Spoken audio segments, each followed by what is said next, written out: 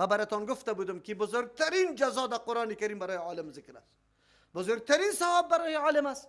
اگر عالم حقیقت بیان کنه، مایی دریان برش استغفار طلب میکنه.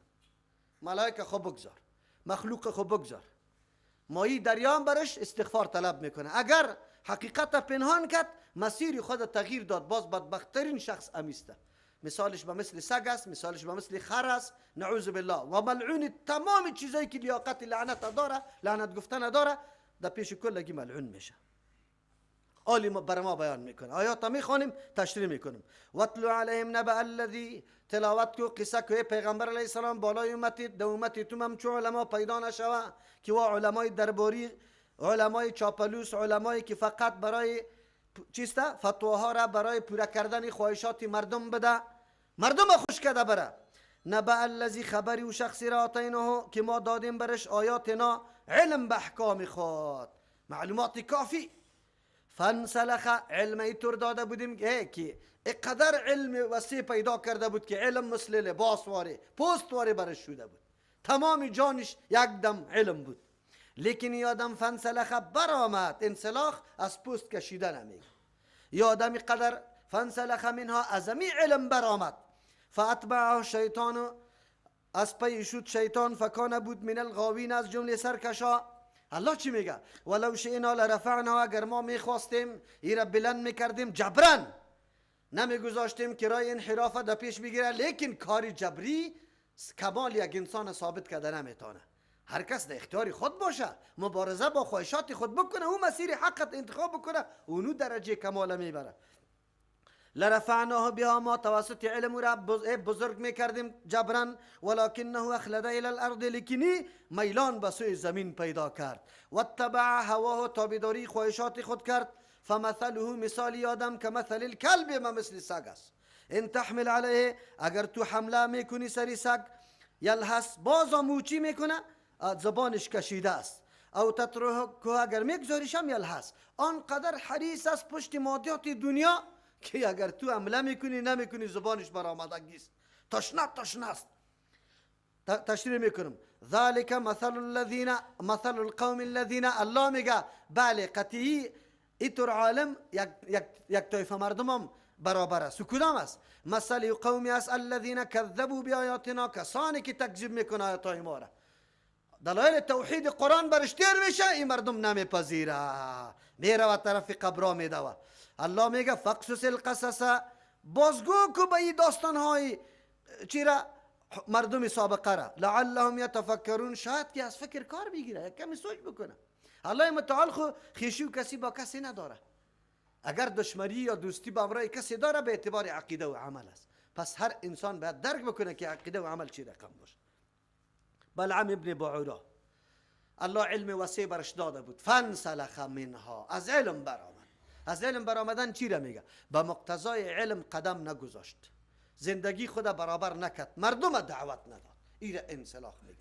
من خب پیشتر گفتم که عالم وقتی که در زندگیش احکام الله نمایان نشد، کردارش نمایندگی سنت رسول الله را نمیکرد، این آدم عالم نیست، اگرچه خود عالم بگوید. از او خاطر وعید شدید است برای علما. الله سر ما رحم بکنه. اگر توفیق الله متعال نباشه، انسان نمیتونه. چرا؟ اگر یک نفری که یک کمی ضعیفتر ایمان داره، شیطان پشتی از او خیلی کم میگرده. کسایی که علم زیاد داره، شیطان پشتی از او خیلی زیاد میگرده.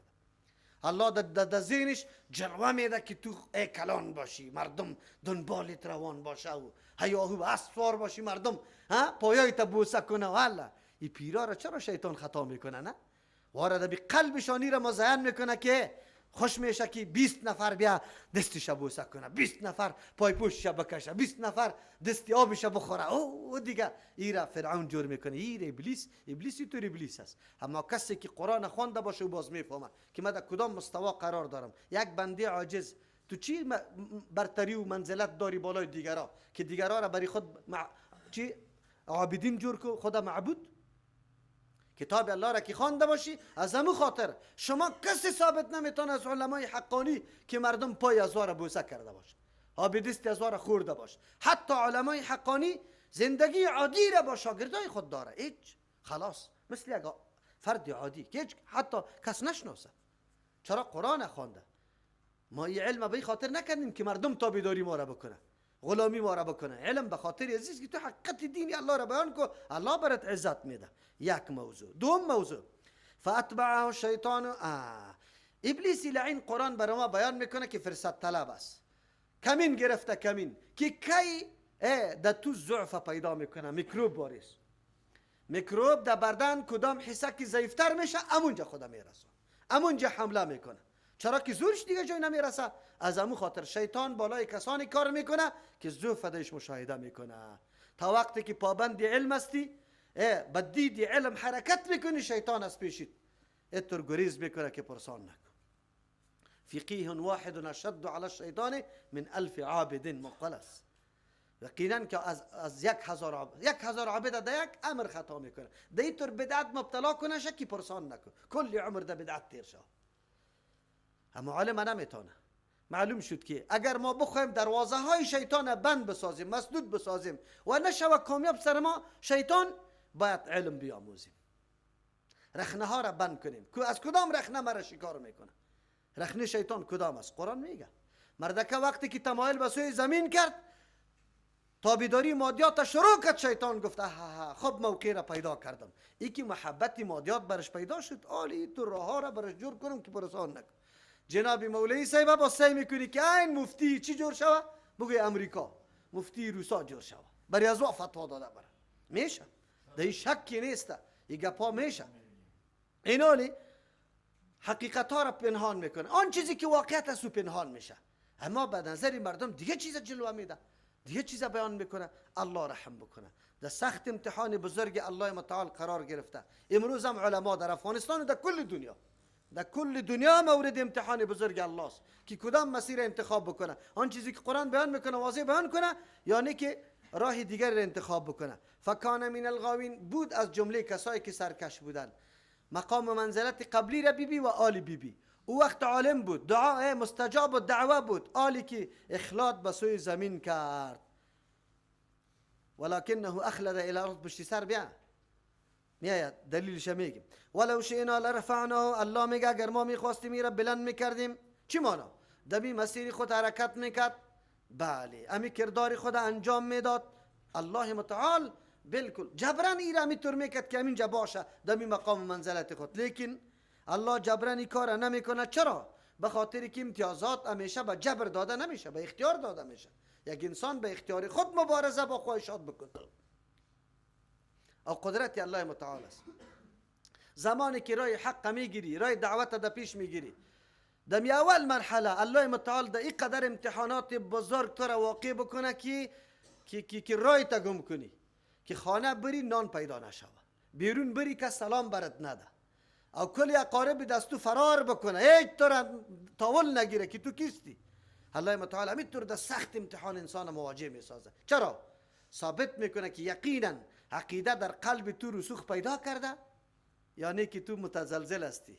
شده میتونه بس اوقات انسان توسط بعضی منافعی که آمده باشه از راه دعوت، امو تو را وادار به دعوت ساخته باشه، به حق گویی ساخته باشه. از او خاطر الله متعال تو را امتحان میکنه که یقینا اینمی دعوتگریت انگیزش از طلب رضای الله متعال است، حق طلبی است، یعنی انگیزش امور دیگه است. از همین خاطر داعی حق اگر هر مراحل، هر فراز و نشیب سرش بیا، دعوت خدا ادامه میده. چرا؟ او فقط طلب رضای الله را میکنه. مردم او را خوب میگه یا بد میگه، متهمت میزنه، تبلیغات پشتش میکنه، راهش میگیره، مزاحمت میکنه یا تمجید میکنه و مدحش میکنه. هیچ کدامش نمیکنه، هیچ دقیقش نیست.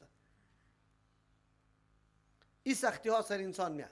ان شاء الله اگر هر قدر که دعوت پخته میشه، همون قدر سختی تون زیاد میشه. تجربه کنی سری خود تجربه کنی، گپا سرتان میاد. پدر میکشت از خانه، یک روپه در جیبت نمی باشه، مردم تو را سلام نمیده، در جای کار برات نمیده، ملایمام تو را نمیگیره، میگه وابیست، ایره ما نمیگیریم، خلاص اینطور حالت سرت بیا. اما اگر مستحکم باقی ماندی، باز میبینی که چشمه های نعمت های الله متعال سرت چی میشه؟ یک دم فواره بزنه. ایره بدونی. لیکن نعوذ بالله تمایل به سوی زمین نکنی. قرآن میگه ولکنه اخلد الى الارض، لیکن یمین بلعمی بعورا، تمایل به سوی زمین کرد. به سوی زمین چیست؟ دو مطلب داره. تمایل به سوی زمین کرد، الله علم سبب رفعش بود، سبب بلندی مرتبهش بود. چرا؟ علم بود که تمامی عبادات خود، تمامی اعمال خود مطابق بصیرت علم انجام میداد. یک رکعت نمازی با علم و 100 رکعت یا 1000 رکعتی که به علم انجام میدی. یک کسی که الحمدلله را میخونه در مطلبش فکر میکنه، یقینا آب دیدش میریزه تا نماز آخر میشه مکمل غرق میشه با الله متعال. اما یک آدم پس کرده خلاص این طرف سلام دور میده. فرق از زمین و آسمان.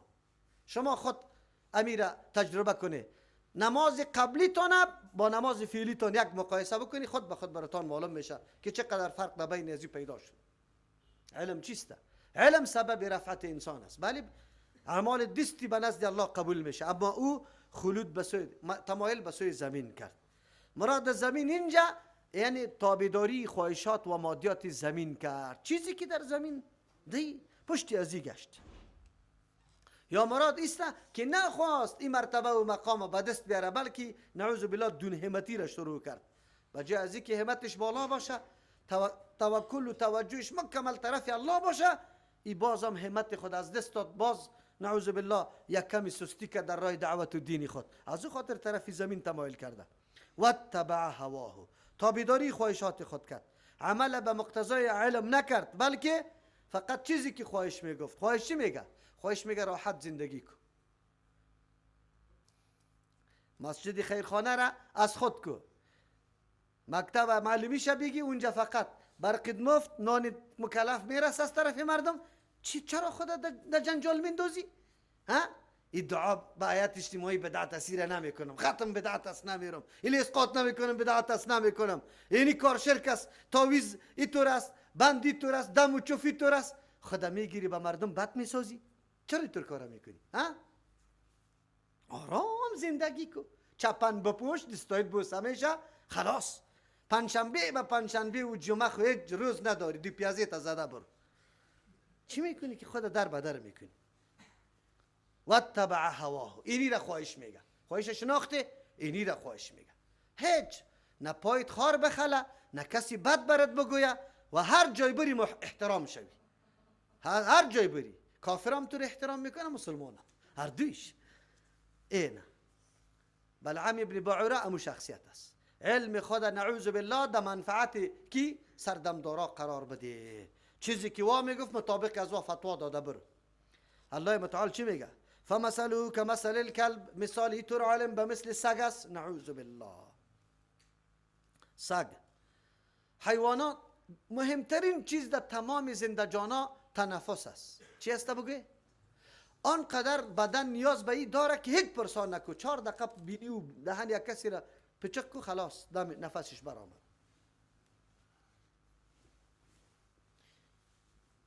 لحظه بدون اینمی اکسیژن و تنفس تو زندگی کرده نمیتونی.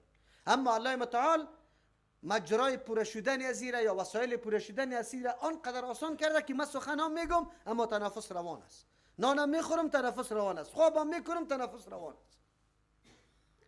در بین حیوانات سختترین حیوانی که تنفسش خیلی سخت است سگ است. سگ زمانی که تنفس میکند زبانش برآمدگی است، با بسیار سختی ها کده میره. کدام سگ؟ سگی که بسیار تشنه است، گرمی زده است.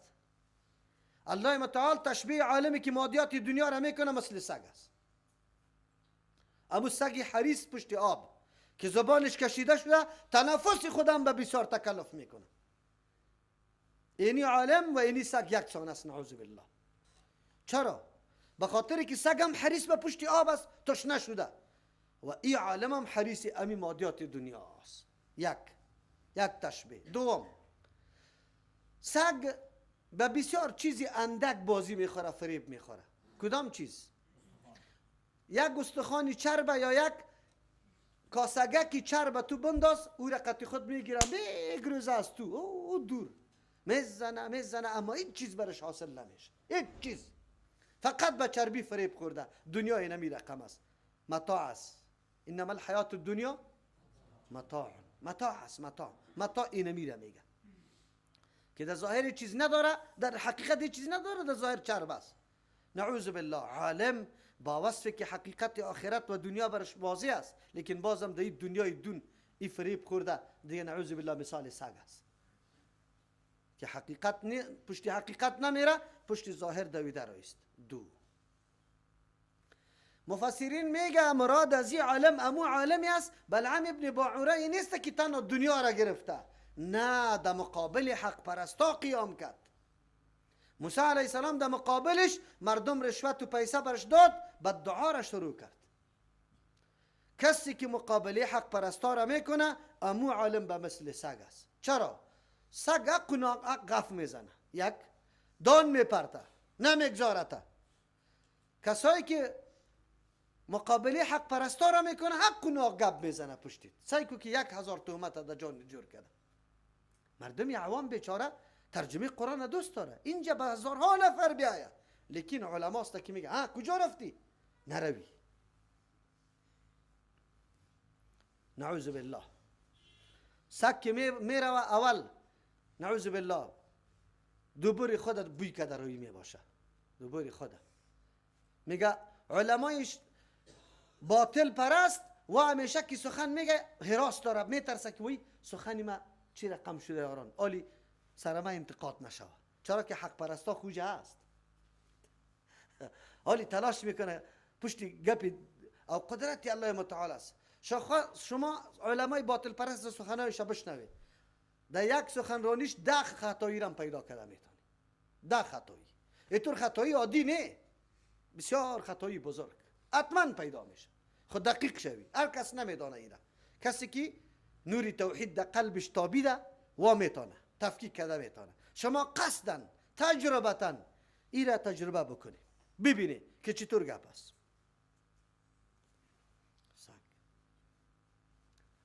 سگ در پالوی سگ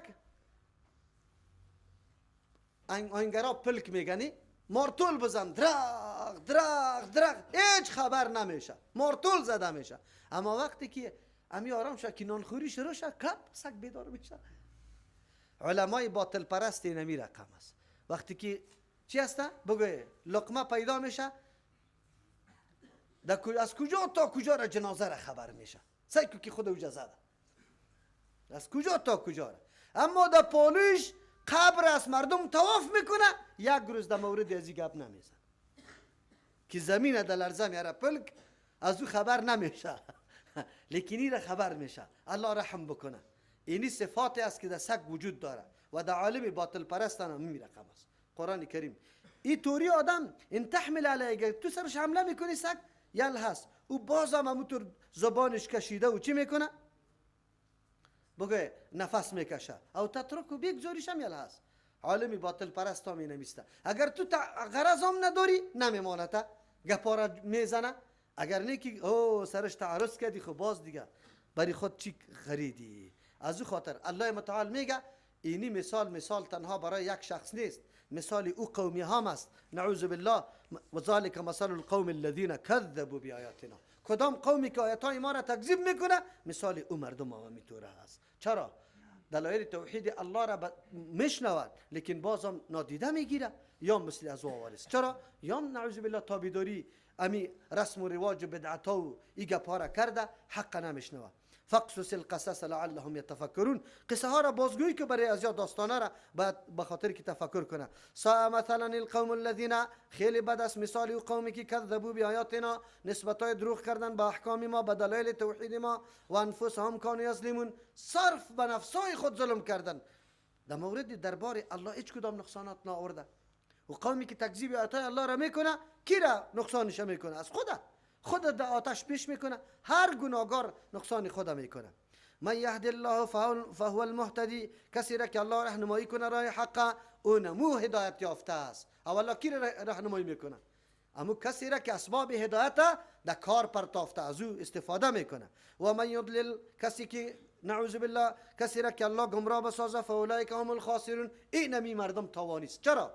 تمام نیرو و معنویات و انرژی خدا نعوذ بالله محنت و زحمت خدا برای امر چی غلط برای نادرست مصرف میکنه. از همون خاطر مردمای گناهکار همیشه کلی عمرش ضایع میشه دینمی آخرام هیچ چیز به دست نمیاره. همین مردمایی که راه غلط در پیش گرفته ساز سرود مجلسای شراب و کباب و گپاره نعوذ بالله یا است که غلامی برای کفار کرده کل نیرو و طاقت خود خرج میکنه، آخرش هم بگوی تاوانی است. قدرت الله متعال از مادیات دنیا باز استفاده درست کردن نمیتونه. سبحان ربك رب العزة عما يصفون وسلام على المرسلين والحمد لله رب العالمين. اللهم ربنا